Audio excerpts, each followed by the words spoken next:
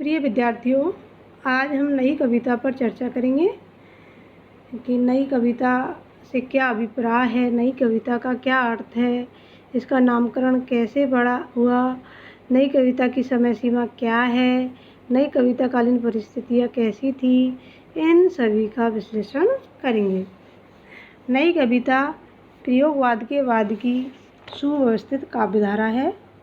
प्रयोगवाद में समस्त परंपराओं मान्यताओं को नकार दिया था। फलतः हिंदी कविता समाज से विमुख होने लगी थी। प्रयोगवाद में बौद्धिकता, निराशा, अतृप्ति, राग निरपेक्षता और घोर व्यक्तिवादी जैसी प्रवृत्तियाँ पनप रही थी। इनकी प्रतिक्रिया स्वरूप कविता को समाज के प्रति उन्मुख करने के लिए एवं जीवन की समस्याओं को अभिव्यक्ति देने के लिए जो रचना लिखी गई उसको नई कविता के अंतर्गत माना गया। नई कविता नवीन काव्यशिल्प के माध्यम से नवीन सामाजिक परिवेश के उपयुक्त जीवन मूल्य प्रस्तुत करती है। इसमें वर्तमान जीवन की असंगतियों, उलझनों, प्रौढ़ मानवतावादी जीवन के अजनबीपन, अकेलेपन, टूटन घुटन, झटकते पारिवारिक संबंध, नवीन शिल्प, सपाट बयानी आदि प्रवृत्तियाँ उभर करके सामने आई। अब नई कविता का अर्थ। 1954 में जगदीश गुप्त की पत्रिका नई कविता के प्रकाशन से नई कविता का आरंभ हुआ। यह विवाद का विषय रहा है कि नई कविता का अर्थ क्या है एवं नई कविता के नाम से जानी जाने वाली कविता कितनी नई है। हर युग की कविता अपने से पहले युग की तुलना में नई ही होती है। यहाँ नए का अर्थ अद्यतन से नहीं है। दरअसल आज के समय में जो कविता लिखी जा रही है वह अपनी अंतर्वस्तु में पहले की परंपरा से बिल्कुल अलग है। नई कविता में अनुभूति की अभिव्यक्ति पर विशेष ध्यान दिया गया है कि इसमें जो अनुभूति की अभिव्यक्ति है उसको विशेष ध्यान में रखा गया है। आगे ने अनुभूति की विशिष्टता को महत्वपूर्ण माना तो गिरिजा कुमार माथुर ने अनुभूति की साधारणतया को ही विशिष्ट माना। मुक्तिबोध के अनुसार, मुक्तिबोध ने क्या कहा देखिए, नई कविता मूलतः एक परिस्थिति के भीतर, क्या कहा उन्होंने कि नई कविता मूलतः एक परिस्थिति के भीतर पलते हुए मानव हृदय की पर्सनल सिचुएशन की कविता है। अब हम नई कविता का नामकरण कि नई कविता को नई कविता क्यों कहा गया। नई कविता नामकरण आगे की देन है। इस नामकरण को स्वीकार करने का एक कारण ये भी है।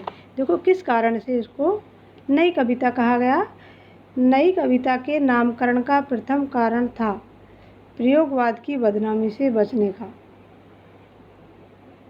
प्रयोगवाद अपनी नकारात्मक मान्यताओं के कारण पूर्णतः बदनाम हो चुका था। नए कवि प्रयोगवाद से परहेज करने में अपनी भलाई देखने लगे और इसलिए उन्होंने अपनी कविता को नई कविता कहा। दूसरा कारण है नई कविता के नामकरण का दूसरा कारण यह था कि ये कवि विषय वस्तु और शिल्प दोनों ही क्षेत्रों में अपने पूर्ववर्ती कवियों से भिन्नता घोषित करना चाहते थे कि पूर्व के जो कवि थे उनसे अपने आप को ये अलग घोषित करना चाहते थे। अतः इस नवीनता के कारण यह कविता नई कविता कहलाई। नई कविता के नामकरण का जो तीसरा कारण है वह समसामयिक युगबोध वाली कविता की प्रवृत्ति विशेष के साथ कदम से कदम मिलाने की इच्छा, जिससे हम लोग नई कविता के कवि दुनिया की दौड़ में पीछे न रह जाए। इस नवीन गत के कारण ही नई कविता नामकरण किया गया। इसलिए इन कवियों ने इस युग की कविता को नई कविता कहा। अब हम देखते हैं नई कविता की काल सीमा। ठीक है, तो जो नई कविता का आरंभ विवादास्पद है। अलग अलग विद्वानों ने इनका समय अलग अलग माना है। नंदलाल वाजपेयी और बाल कृष्ण राव का मानना है कि छायावाद के पतन के एकदम बाद,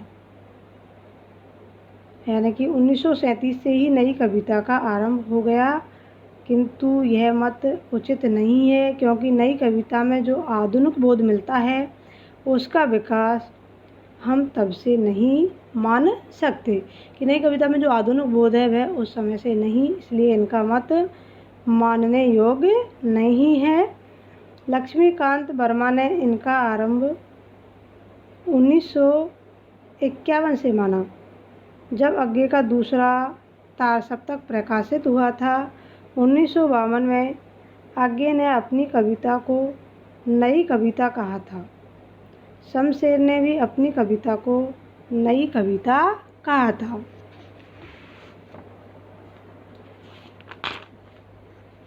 देखिए,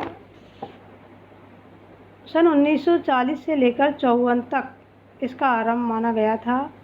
रामस्वरूप चतुर्वेदी, जगदीश चंद्र गुप्त, लक्ष्मीकांत वर्मा नई कविता का आरंभ 1954 से मानते हैं और अधिकांश विद्वान इसी मत से सहमत है, क्योंकि 1954 में नई कविता नामक पत्रिका का प्रकाशन हुआ और इसके प्रकाशन के साथ ही इसे नई कविता नाम प्राप्त हो गया।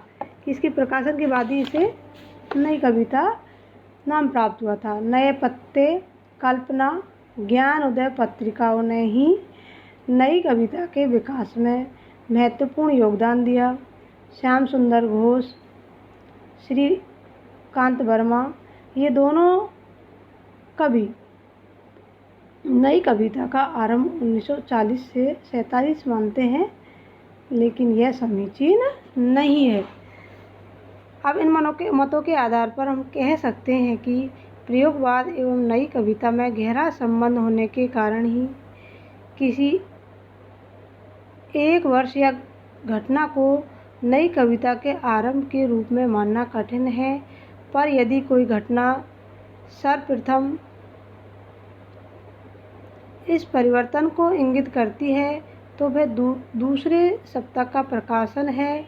इसकी भूमिका में आगे ने प्रयोगवाद का खंडन भी किया है।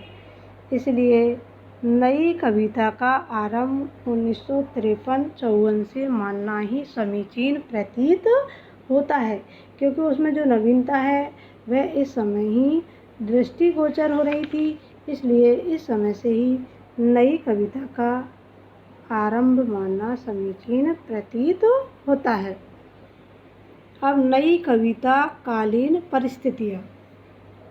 द्वितीय विश्व युद्ध के बाद विश्व में पूंजीवाद और मार्क्सवाद दो खेमों में बट गया। हमारा संपूर्ण विश्व पूंजीवाद और मार्क्सवादी दो भागों में विभाजित हो गया। दोनों ही गुटों में शीत युद्ध की स्थिति बन गई थी।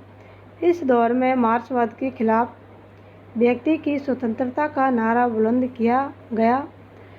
मार्क्स सभी प्रकार की स्वतंत्रताओं का अपहरण करता है एवं समाजवादी देशों में बुद्धिजीवियों, लेखकों एवं जनता को स्वतंत्रता प्राप्त नहीं है।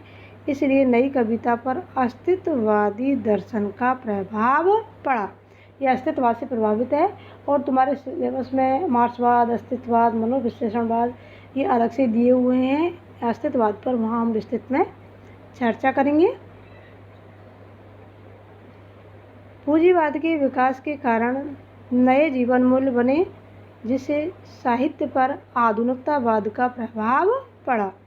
यद्यपि नई कविता पर मार्क्स का प्रभाव भी रहा है। इस तरह दो धाराएं बनी और एक मार्क्सवाद से प्रभावित थी तो दूसरी अस्तित्ववाद एवं आधुनिकतावाद से। भारत में स्वतंत्रता के बाद आर्थिक विषमता कम नहीं हुई। देश के नेतृत्व में जनता की समस्याओं पर ध्यान नहीं दिया। इसके परिणाम स्वरूप देश में असंतोष और निराशा की स्थिति बनी और स्वतंत्रता प्राप्ति के बाद लोगों के सपने पूरे नहीं हुए। इसी पृष्ठभूमि में नई कविता का उदय हुआ। आज़ादी के बाद जो भी विकास हुआ उसमें मशीनीकरण, शहरीकरण पर बल दिया गया, जिससे समाज में यांत्रिकता, अकेलापन उत्पन्न हुआ। इसी मशीनीकरण से उत्पन्न नई कविता के मूल्य को आधुनिकतावादी मूल्य कहा गया, जिसका प्रभाव नई कविता पर दृष्टिगोचर होता है। अब हम अगली वीडियो में नई कविता की प्रवृत्तियों पर प्रकाश डालेंगे। Thank you.